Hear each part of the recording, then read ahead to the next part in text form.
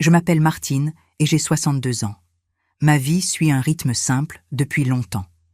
Chaque matin, vers 6 heures, je me lève pour attraper le premier bus qui me conduit à l'école primaire où je travaille comme employée administrative. Je rentre en fin d'après-midi, souvent épuisée, mais toujours prête à écouter Gabriel, mon fils de 28 ans, qui vit encore avec moi. Il affirme depuis des années que sa présence me protège, que je ne dois pas vieillir seule dans ce pavillon tranquille situé en banlieue d'une grande ville. J'ai longtemps pris cette cohabitation comme une marque d'amour. Peut-être aussi parce que mon mariage s'est effondré quelques années plus tôt et que cette maison représentait le dernier morceau d'un foyer qui n'existait plus vraiment. Ce jeudi de mois de mai a pourtant fissuré toutes mes certitudes. Lorsque je suis rentrée du travail, j'ai trouvé Gabriel devant la porte d'entrée. Il tenait une valise. À côté de lui, une jeune femme observait le jardin comme si elle évaluait un bien immobilier. Cheveux lisses, expression assurée, sourire figé. Gabriel a dit calmement « Maman, voici Yasmine, ma compagne. Elle va vivre ici pour quelque temps. » Ce n'était pas une demande. C'était une annonce. J'ai senti mon cœur se serrer, mais j'ai répondu poliment. Je me suis toujours efforcée de préserver la paix familiale, même au prix de mon propre confort. Yasmine m'a salué d'une voix douce qui contrastait avec son regard perçant. Elle m'a complimenté sur la maison, sur le jardin, sur les rideaux du salon. Ces éloges rapides donnaient l'impression qu'elle cochait mentalement une liste, comme si elle se préparait à occuper cet espace. Je leur ai montré la chambre d'amis, devenue plutôt un débarras au fil des années. Yasmine a pénétré dans la pièce comme si elle y avait déjà vécu, ouvrant l'armoire, touchant les couvertures, commentant l'éclairage. Je ne disais rien, par habitude plus que par conviction. Après le dîner, j'ai remarqué d'autres attitudes qui m'ont dérangée sans que je sache l'exprimer. Elle prenait mon téléphone posé sur la table pour regarder l'heure, ouvrait la porte du réfrigérateur sans prévenir, installait ses affaires dans l'entrée comme si elle partageait cette maison depuis toujours. Gabriel, qui avait toujours été un fils réservé, évitait soigneusement mon regard, comme s'il craignait ma réaction. Cette première soirée s'est terminée avec une sensation étrange, comme si l'air de ma propre maison avait changé de densité. Je me suis couchée tôt. J'ai regardé le plafond en silence, poussant ma fatigue de côté pour réfléchir. Je me suis dit que je devais me montrer compréhensive. Après tout, le bonheur de mon fils me semblait plus important que mon malaise grandissant. J'ai murmuré « Martine, sois raisonnable, laisse-le vivre sa vie ». Les jours suivants ont confirmé cette impression d'invasion tranquille. Yasmine restait souvent à la maison, parlait au téléphone comme si elle se trouvait chez elle, se déplaçait dans les pièces avec une aisance qui me surprenait. Je ne la voyais jamais vraiment travailler, bien qu'elle évoquât régulièrement un projet professionnel vague. Gabriel, enchanté par sa présence, paraissait plus nerveux avec moi. Je sentais un mur invisible se dresser entre nous. Une semaine après l'arrivée de Yasmine, Gabriel m'a demandé de le rejoindre dans le salon. Il avait le ton sérieux qu'il utilisait rarement. Il m'a dit « Maman, il faut accepter que la situation change. Yasmine et moi formons un couple. Tu dois être plus flexible. » Ce mot, flexible, m'a glacée. Pendant toute ma vie, j'ai dû m'adapter aux autres, à un mari indifférent, à un travail exigeant, à une maternité menée seule après la séparation. Entendre mon propre fils me reprocher un manque d'adaptation m'a blessée profondément. Je lui ai répondu calmement que je faisais de mon mieux, mais il a insisté avec une fermeté nouvelle. Il semblait vouloir prouver quelque chose à Yasmine, qui écoutait la conversation depuis le couloir. Ses yeux brillaient d'un triomphe silencieux, comme si cette scène renforçait une position qu'elle s'était déjà attribuée dans cette maison. Le soir même, après le repas, Gabriel est revenu vers moi. Il avait cette fois un regard déterminé. Yasmine se tenait derrière lui, bras croisés, sûre d'elle. Il a prononcé la phrase qui a ouvert une fissure irréversible dans mon cœur. « Maman, soit tu t'adaptes à Yasmine, soit tu te cherches un autre endroit où vivre. » Je suis restée immobile. Je ne sentais plus mes mains. Cette maison, que j'avais financée seule, que j'entretenais depuis des années, ce refuge fragile que j'avais protégé autant que possible, devenait soudain un lieu où je n'avais plus ma place. Pourtant, au milieu de cette douleur, quelque chose s'est réveillé en moi. Une force ancienne, oubliée, presque rugueuse. Je n'ai rien répondu, mais j'ai compris que ce moment serait un tournant. Mais avant de continuer, vérifiez si vous êtes déjà abonné à la chaîne et dites-nous en commentaire de quelle ville ou pays vous nous regardez. Nous aimons beaucoup savoir jusqu'où nos histoires voyagent. Les jours qui ont suivi ce fameux ultimatum ont eu un goût étrange. La maison paraissait la même, les meubles n'avaient pas bougé, le jardin restait silencieux. Pourtant quelque chose s'était déplacé dans l'équilibre invisible de notre vie. Yasmine ne se comportait plus comme une invitée. Elle circulait dans le pavillon comme si son nom figurait déjà sur l'acte de propriété.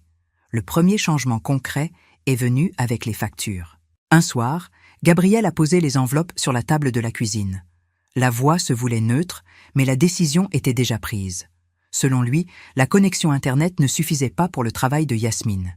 Il a donc contacté le fournisseur et choisi une offre 2 fois plus chère. La facture d'électricité avait également augmenté. Radiateur allumé presque toute la journée, téléviseur en fond sonore, lumière dans chaque pièce, ordinateur portable branché en permanence. Mon salaire d'employée administrative supportait déjà la taxe foncière, les charges de la maison et l'alimentation. Voir ces montants grimper ainsi m'a donné l'impression de regarder un seau se vider lentement par un trou au fond. Dans les semaines suivantes, le chariot de course a commencé à changer de visage. Jusqu'alors, je remplissais le frigo avec des produits simples, ceux que l'on trouve dans n'importe quel supermarché de quartier. Yasmine ajoutait désormais des yaourts de marque, des produits issus de l'agriculture biologique, du pain complet spécial, des fruits rouges hors saison. Gabriel glissait ses articles dans le chariot sans me consulter, puis diminuait discrètement sa participation aux dépenses. Lorsque je faisais remarquer que le budget ne suivait plus, un malaise s'installait aussitôt. Gabriel répétait que je devais penser au confort de tout le monde, que Yasmine avait besoin de qualité pour rester motivée dans ses projets. Pendant que je quittais la maison aux premières heures du jour pour affronter le bus bondé, Yasmine restait généralement en pyjama dans le salon. Une série lancée sur l'écran, le téléphone toujours dans la main, les réseaux sociaux défilant à toute vitesse, un vernis à ongles ouvert sur la table basse. Elle parlait de phase de transition, de nouveaux départs professionnels, de futures activités indépendantes, mais aucun signe concret n'apparaissait. Pas d'entretien, pas de rendez-vous, pas de dossier en cours. Simplement des conversations interminables avec des amis où il était question de bien-être, de alignement, de énergie, de confort. Cette légèreté assumée contrastait violemment avec ma réalité de femme de 62 ans qui comptait chaque euro pour éviter le découvert. Un soir, après avoir reçu la nouvelle facture d'électricité, j'ai osé dire que la situation devenait difficile. La voix a tremblé malgré mes efforts. Gabriel m'a regardé comme si je réagissais de manière disproportionnée. Yasmine, assise en face de moi, a pris la parole avec ce ton doux qui cachait une dureté glaçante. Elle a dit tranquillement « Madame, quand on invite quelqu'un à vivre chez soi, on assume. » Cette phrase a résonné longtemps dans ma tête. Selon elle, l'arrivée de Yasmine dans ma propre maison relevait d'une invitation, et par conséquent, de ma responsabilité totale. Le fait que je sois propriétaire, que je travaille encore pour payer les charges, que j'ai vécu seule ici pendant des années, n'entrait pas dans son raisonnement. Dans cette logique tordue, la mère devait absorber tous les coûts sans poser de questions. Le jour où j'ai compris à quel point ma place se réduisait, s'est déroulé un samedi après-midi.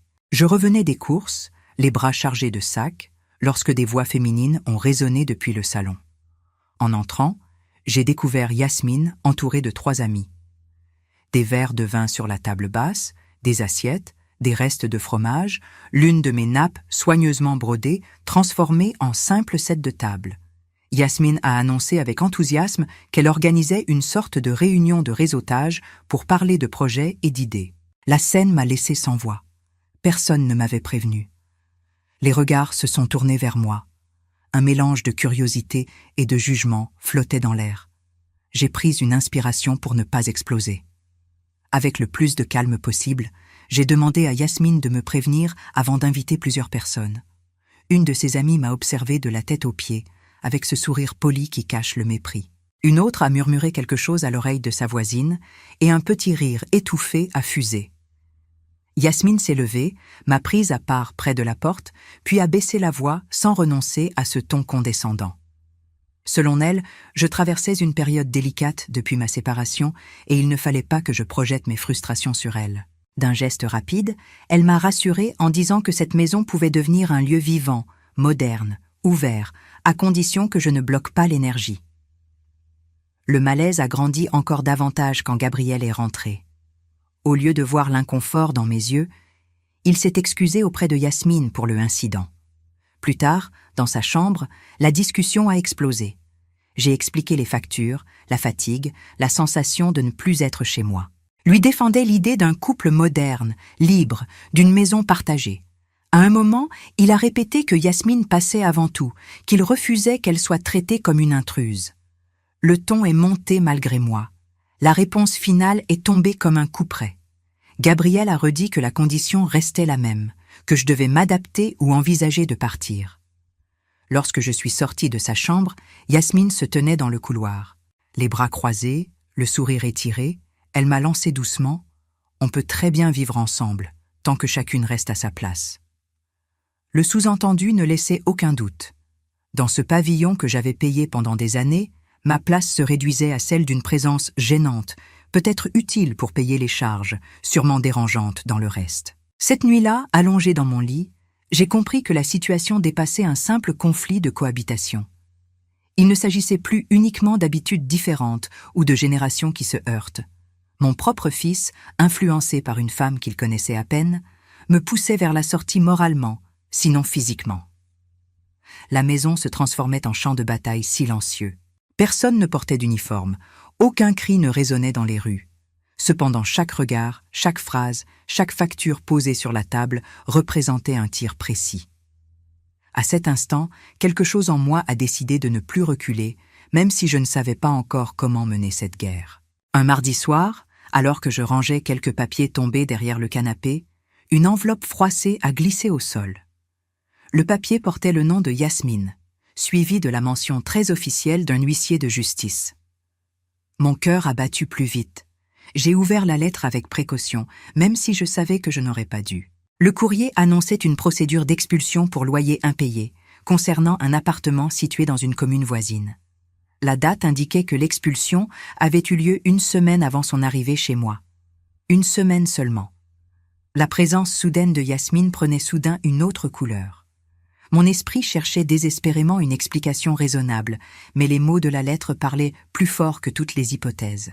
Le lendemain, pendant la pause déjeuner, je me suis assise en face de Sophie, ma collègue. Elle a immédiatement remarqué mon air préoccupé. Je lui ai raconté la lettre, les factures qui augmentaient, la réunion improvisée du samedi précédent, l'attitude de Gabriel. Sophie, qui connaît les subtilités humaines mieux que beaucoup, a posé ses couverts et m'a fixé avec gravité. Selon elle, Yasmine utilisait mon fils et probablement ma maison. Elle m'a conseillé de regarder les réseaux sociaux de la jeune femme, car les apparences y révèlent souvent plus qu'on ne croit. Je lui ai répondu que je n'étais pas très à l'aise avec ces outils. Sophie a souri, a sorti son téléphone et a tapé le nom de Yasmine. En quelques secondes, son profil est apparu. Je n'ai jamais été une grande utilisatrice d'Internet, mais les images défilaient avec une facilité déconcertante. Yasmine posait dans des hôtels de luxe, dînait dans des restaurants prestigieux, affichait une garde-robe impressionnante. Cependant, toutes ces photos datèrent de plusieurs mois, parfois d'une année entière. Les publications récentes, en revanche, se limitaient à des citations inspirantes et des messages flous sur la reconstruction personnelle. Les commentaires sous certaines publications m'ont glacée. Plusieurs jeunes femmes réclamaient des robes empruntées, des accessoires non rendus, des sommes avancées. Tout donnait l'impression d'un décor luxueux posé sur un sol instable. À la fin de la journée, ma curiosité mêlée d'inquiétude m'a conduite à l'adresse mentionnée dans la lettre de l'huissier. L'immeuble était modeste, un peu défraîchi. À l'entrée, le concierge balayait le trottoir. Je me suis présentée avec prudence, en expliquant que je cherchais simplement des informations sur une ancienne locataire. Le visage du concierge s'est crispé lorsqu'il a entendu le nom de Yasmine. Il a raconté qu'elle avait quitté l'appartement en laissant derrière elle 3 mois d'impayés. Selon lui, elle organisait souvent des soirées bruyantes qui dérangeaient tout l'immeuble. Un jour, le petit-fils de la voisine du 3e étage avait eu la mauvaise idée de lui faire confiance. Elle lui avait emprunté de l'argent, prétendant qu'elle attendait un virement important. Le jeune n'a jamais revu ni l'argent ni Yasmine. Ces révélations ont provoqué en moi une douleur inattendue. Je pensais à Gabriel, si confiant, si persuadé d'avoir trouvé une femme sincère.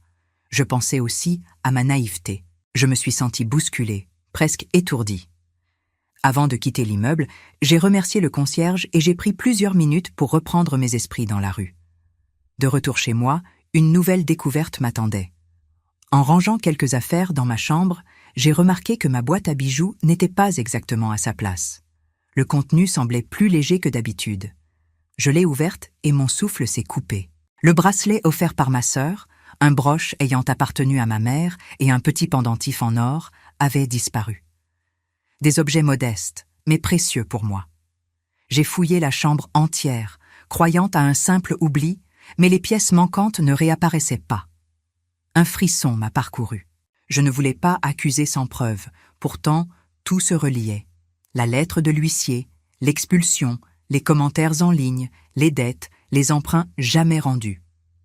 Plus tard dans la soirée, alors que je me préparais à me coucher, j'ai entendu Yasmine dans la salle de bain.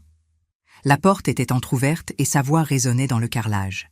Elle parlait au téléphone, convaincue d'être seule. Ces mots ont frappé mon cœur avec la violence d'un coup de poing. Elle disait à une amie que Gabriel était un pigeon facile à manipuler, qu'elle n'avait qu'à sourire pour obtenir ce qu'elle voulait. Elle riait en expliquant que la vieille ne se rendait compte de rien, que je n'oserais jamais réagir, que je faisais partie du décor. Elle évoquait déjà un futur départ, en parlant d'un autre projet, dans une autre ville, une fois que Gabriel aurait payé suffisamment de choses pour elle. Je suis resté figé dans le couloir, le souffle coupé. Les mots me brûlaient les oreilles. J'ai reculé doucement vers ma chambre, le cœur battant si fort que je craignais qu'elle ne l'entende. Je n'avais aucune preuve de ce que je venais d'entendre, aucun enregistrement, rien que ma parole contre la sienne. Mais ces phrases resteraient gravées dans ma mémoire, mot pour mot. L'affection de mon fils était exploitée, mes efforts étaient méprisés, ma maison servait de refuge provisoire à une femme qui préparait déjà sa prochaine étape. La douleur s'est transformée en détermination. Je me suis rappelé mes responsabilités, mes années de travail, ma solitude assumée. Je savais que je ne pouvais plus fermer les yeux. Ce soir-là, assise au bord de mon lit, j'ai pris une décision qui ne ressemblait pas à mes habitudes de douceur et de patience.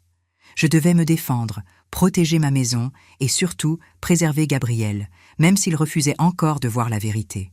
J'allais chercher des informations, documenter ce que je pouvais, comprendre les démarches possibles auprès des autorités compétentes. Je n'ignorais pas que cela demandait du courage, mais pour la première fois depuis longtemps, je sentais en moi une force que je croyais perdue, une résolution lucide, froide, ferme. J'ai soufflé longuement, puis j'ai murmuré « Cette fois, Martine, tu ne reculeras plus. » Le lendemain de cette nuit où j'avais entendu Yasmine se moquer de moi au téléphone, je me suis levé avec une détermination nouvelle. Mes mains tremblaient un peu, mais ma décision était prise. Après mon travail à l'école, je me suis rendu directement au commissariat de police de mon quartier. Le bâtiment gris, les chaises en plastique, l'odeur de papier et de café froid formaient un décor que je connaissais mal. Je me suis avancé vers l'accueil, la gorge serrée, et j'ai expliqué à l'agent que je souhaitais déposer une plainte pour vol. Une policière m'a reçu dans un petit bureau. Elle m'a invité à m'asseoir, puis m'a demandé calmement de raconter les faits. J'ai parlé des bijoux disparus, de la boîte déplacée, de la lettre de l'huissier, des propos entendus dans la salle de bain. La policière a pris des notes, m'a posé des questions précises sur la valeur des objets, sur la date approximative de leur disparition, sur la relation entre Yasmine, Gabriel et moi. Elle m'a expliqué que ma démarche était légitime, que toute suspicion de vol par une personne vivant sous mon toit devait être prise au sérieux. Elle m'a indiqué que la plainte serait enregistrée et qu'une enquête pourrait être ouverte si suffisamment d'éléments concrets étaient réunis. Elle m'a conseillé de rassembler toutes les preuves possibles, de garder des copies de la lettre de l'huissier, de noter date et faits, et de faire attention à ma sécurité émotionnelle autant qu'à mes biens matériels. Avant de partir, elle m'a regardé droit dans les yeux et a dit que je n'avais pas à avoir honte de demander de l'aide, même si la situation impliquait mon propre fils. Sur ses conseils, j'ai pris rendez-vous avec un avocat spécialisé en droit de la famille et en droit immobilier. Quelques jours plus tard, je me suis retrouvée dans son cabinet, un endroit sobre avec des étagères chargées de dossiers. Le maître de maison m'a écouté sans m'interrompre. J'ai tout raconté, depuis l'arrivée de Yasmine jusqu'à la découverte des vols et des dettes. Il a tapoté du doigt sur le contrat de propriété de ma maison que j'avais apporté, puis a résumé la situation d'une voix posée. Selon lui, en tant que propriétaire, j'avais pleinement le droit de décider qui vivait ou non sous mon toit. Il a précisé que mon fils, en tant qu'adulte, restait libre de partir, mais qu'aucune loi ne m'obligeait à héberger sa compagne. Il a cependant ajouté que, dans les faits, la dimension affective compliquait tout. L'avocat m'a proposé une stratégie qui tenait compte de cette réalité. D'un point de vue juridique, je pouvais engager une procédure pour faire partir Yasmine si la situation devenait insupportable, surtout si la plainte pour vol aboutissait. Mais, selon lui, le plus important serait que Gabriel découvre lui-même la vérité. Il m'a expliqué que beaucoup de fils dans sa situation se braquaient lorsque la mère attaquait directement la compagne. Il a donc suggéré que je continue à rassembler des preuves tout en évitant les confrontations inutiles, et que je me tienne prête à agir lorsque l'occasion de dévoiler les faits se présenterait. En sortant du cabinet, je me suis sentie moins seule. Je n'étais plus seulement une mère dépassée par les événements, j'étais une propriétaire informée de ses droits. Les jours suivants, j'ai contacté, grâce aux informations du concierge, 2 anciennes propriétaires ou bailleurs qui avaient loué à Yasmine. Les récits se ressemblaient. Loyer impayé pendant plusieurs mois, promesses de régularisation jamais tenues, soirées qui dérangèrent les voisins, jeunes hommes charmés et ruinés, départ précipité au moment où la situation devenait intenable. Un schéma clair se dessinait, presque froid dans sa répétition. À force de recherche, j'ai réussi à obtenir le numéro de téléphone de la mère de Yasmine, qui vivait dans une autre région. La voix fatiguée de cette femme m'a bouleversée. Elle m'a confié qu'elle n'était plus surprise par ce que je décrivais. Selon ses propres mots, sa fille avait commencé très tôt à manipuler son entourage, à profiter de la gentillesse des uns et de la naïveté des autres. La mère m'a raconté les chèques sans provision, les mensonges, les disputes familiales, les tentatives d'aide qui avaient fini en trahison. Elle m'a avoué qu'elle avait mis de la distance pour se protéger, sans pour autant cesser de s'inquiéter pour Yasmine. Au cours de cette conversation, la mère a mentionné un ancien fiancé, François, qui avait également souffert des agissements de sa fille. Elle a d'abord hésité à me donner ses coordonnées, mais lorsque je lui ai expliqué que mon fils risquait le même sort, elle a fini par céder. Elle m'a dit qu'elle ne pouvait pas empêcher sa fille de faire du mal, mais qu'elle pouvait au moins aider ceux qui en étaient victimes. Elle m'a donné le numéro de François en me faisant promettre de ne jamais révéler d'où je l'avais obtenu. Lorsque j'ai appelé François, j'ai entendu au bout du fil la voix d'un homme encore meurtri. Il m'a raconté comment Yasmine avait réussi à lui faire vendre sa voiture, comment elle avait accumulé des dettes à son nom, comment elle avait disparu du jour au lendemain en emportant des objets de valeur. Son récit ressemblait étrangement à ce que je vivais, à ceci près que, cette fois, c'était mon fils qui jouait le rôle du naïf amoureux. François a accepté sans hésitation de venir dans ma ville le week-end suivant pour confronter Yasmine et témoigner devant Gabriel. Sa détermination m'a touchée. Il ne cherchait pas la vengeance, il voulait empêcher un autre homme de tomber dans le même piège. En raccrochant, j'ai ressenti une étrange forme de solidarité avec cet inconnu qui avait souffert pour les mêmes raisons. Pendant la semaine qui a précédé son arrivée, j'ai modifié radicalement mon comportement à la maison. J'ai cessé de commenter les dépenses, j'ai arrêté de me plaindre de la télévision allumée ou des lumières oubliées. J'ai adopté un ton calme, presque neutre. J'ai posé des questions légères sur les projets de Yasmine. J'ai acquiescé lorsqu'elle parlait de ses futurs contrats. Gabriel a cru que je me faisais à l'idée, que j'acceptais enfin son couple. Yasmine, de son côté, a baissé la garde. Les conversations téléphoniques sont redevenues plus imprudentes, les mensonges plus visibles, les allusions à un avenir ailleurs plus fréquentes. Le vendredi soir, en me glissant dans mon lit, je n'ai pas ressenti cette angoisse sourde qui m'accompagnait depuis des semaines. J'avais un plan. J'avais consulté la police, un avocat, des témoins. J'avais trouvé des alliés. Pour la première fois depuis longtemps, je me suis endormie d'un sommeil profond. Non pas parce que les problèmes avaient disparu, mais parce que je savais que, cette fois, Je n'attendrai plus que les autres décident à ma place. J'étais prête à reprendre ma vie en main. Le samedi matin est arrivé avec un ciel clair, presque trompeur. J'avais préparé le café lorsque l'interphone a retenti. Un homme a demandé, d'une voix ferme mais polie, à parler à Yasmine. Gabriel et Yasmine prenaient leur petit déjeuner sur la terrasse. Lorsque j'ai répété le message, Yasmine s'est figée.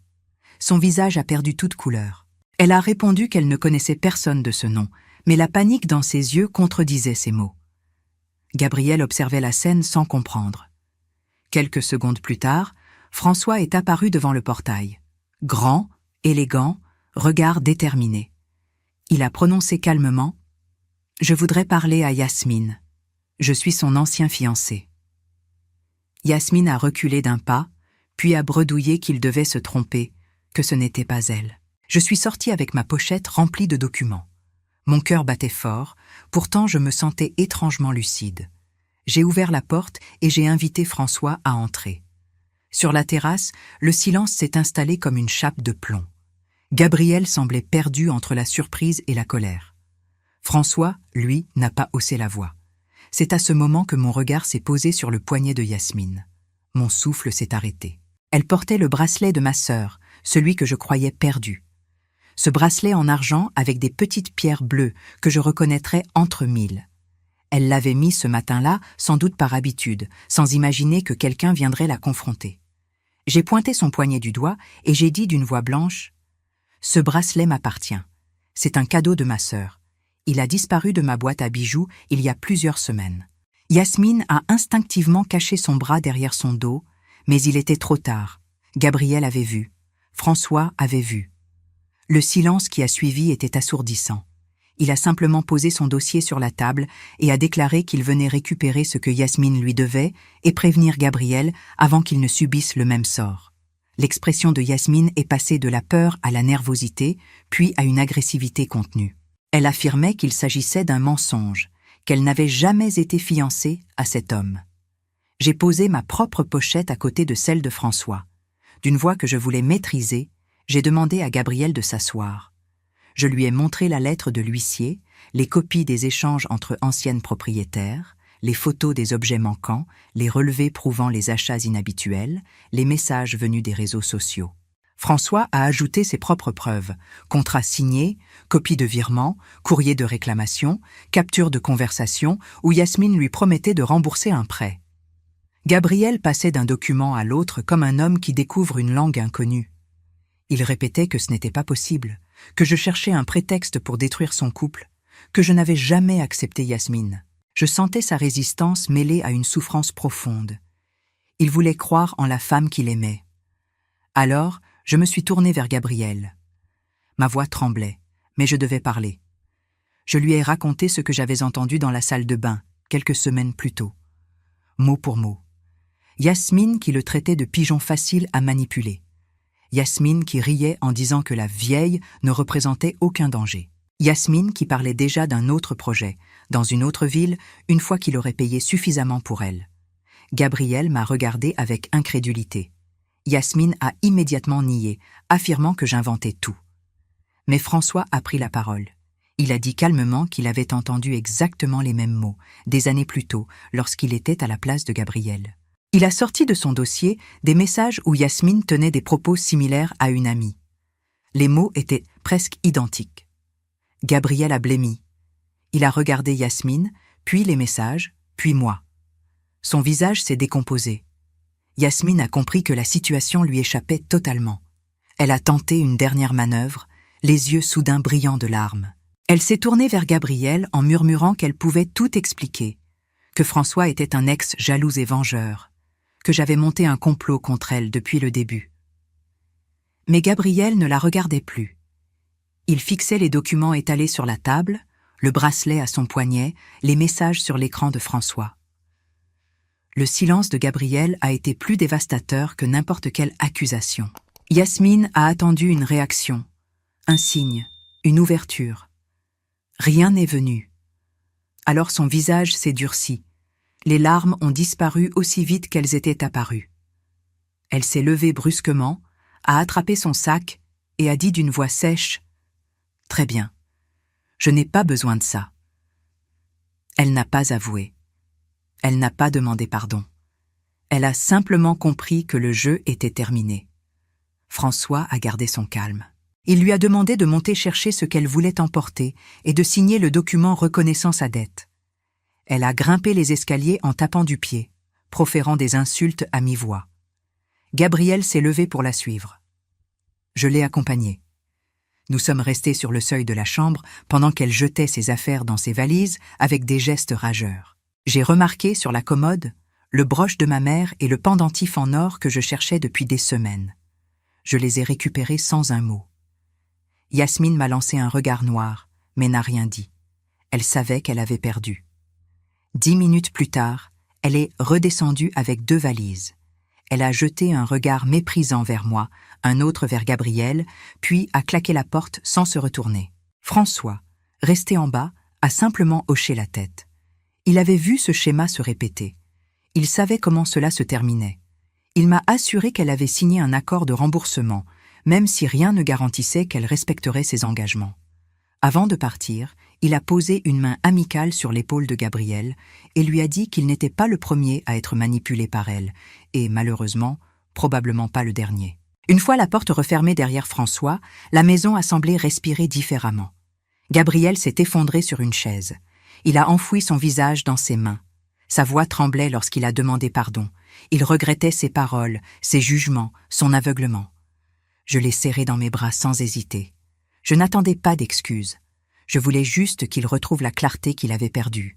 Nous sommes restés ainsi longtemps, dans un silence qui n'était plus celui de la peur ou de la tension, mais celui d'un recommencement possible.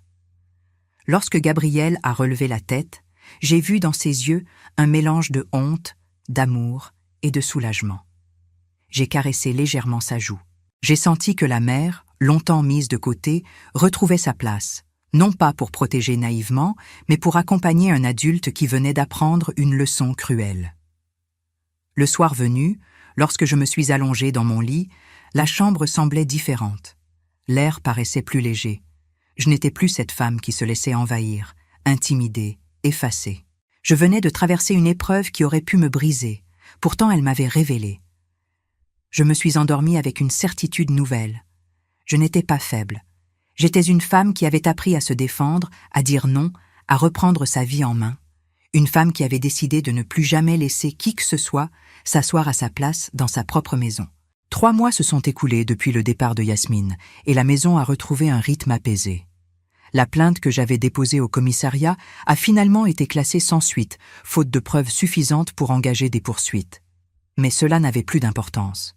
J'avais récupéré mes bijoux, ceux qui comptaient vraiment, le bracelet de ma sœur, le broche de ma mère, le petit pendentif en or, et surtout, j'avais récupéré mon fils. Les disputes ont cessé. Les silences lourds ont disparu, et l'air circule de nouveau comme si les murs avaient enfin relâché une tension ancienne. Gabriel vit toujours avec moi, mais notre quotidien n'a plus rien de commun avec celui d'autrefois.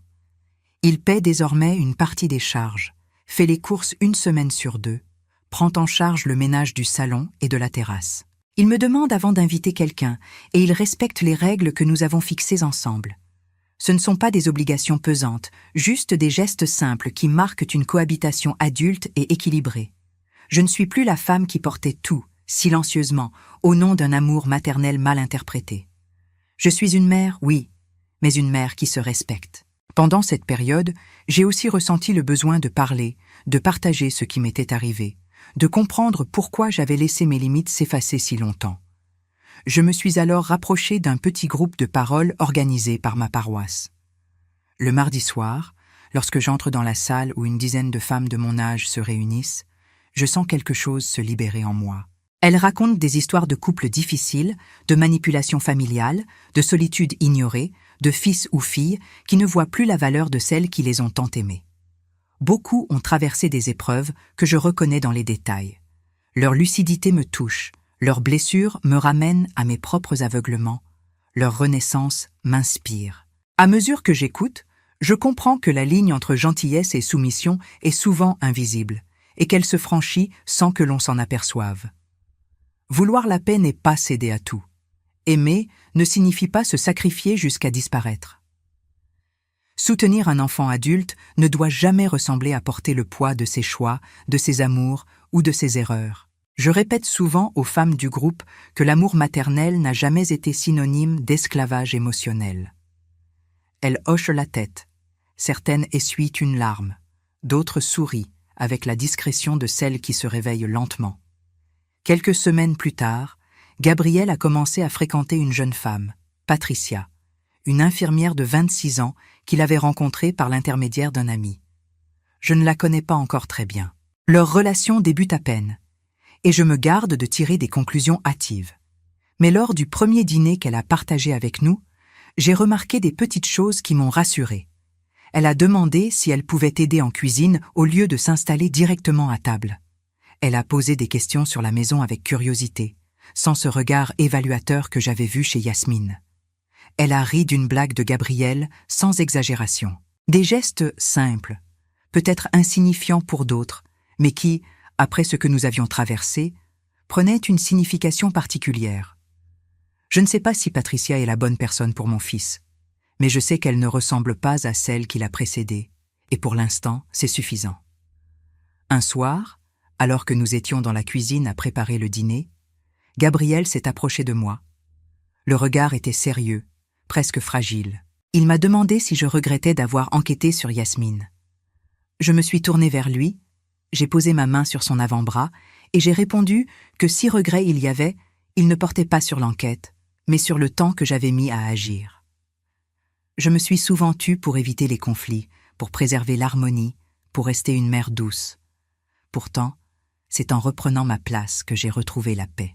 J'ai dit à Gabriel que je n'étais pas fière d'avoir laissé les choses se dégrader autant, mais que j'étais fière de la manière dont nous avions traversé cette épreuve ensemble. Il m'a serré contre lui et m'a murmuré qu'il avait appris plus en 3 mois qu'en toute une vie. Depuis, je me sens différente. Je marche plus droite, je parle avec plus d'assurance, je n'ai plus cette petite hésitation qui me faisait baisser les yeux. Je suis la propriétaire de cette maison. Je suis la femme qui y vit, qui l'a fait tourner, qui l'a construite pierre après pierre avec son propre salaire. Je suis la personne qui y fixe les règles, qui y pose les limites, qui décide qui y entre et qui en sort. Je suis une mère aimante, mais je ne suis plus un paillasson émotionnel. À 62 ans, j'ai découvert que la dignité n'est jamais réservée aux jeunes. Elle appartient à celles qui la réclament, même tard, même lentement, même après avoir trop cédé. Je pense souvent aux femmes de mon âge qui vivent dans des situations semblables et n'osent pas agir. Je voudrais leur dire ceci: il n'existe pas d'âge limite pour se défendre. Il n'existe pas de moment trop tard pour dire non. Il n'existe pas de règle qui oblige une mère à supporter l'insupportable. Vous avez le droit de poser des frontières, de retrouver votre place, de protéger votre vie. La douceur n'est pas faiblesse. La patience n'est pas résignation. L'amour n'est pas servitude. Aujourd'hui, je suis fière de la femme que je suis devenue. Je me suis retrouvée et cette renaissance n'a pas d'âge. Si cette histoire a touché votre cœur, répondez ici dans les commentaires. À ma place, qu'auriez-vous fait? N'oubliez pas de regarder la prochaine vidéo qui apparaît sur votre écran. Elle apporte un rebondissement surprenant et émouvant qui vous captivera du début à la fin.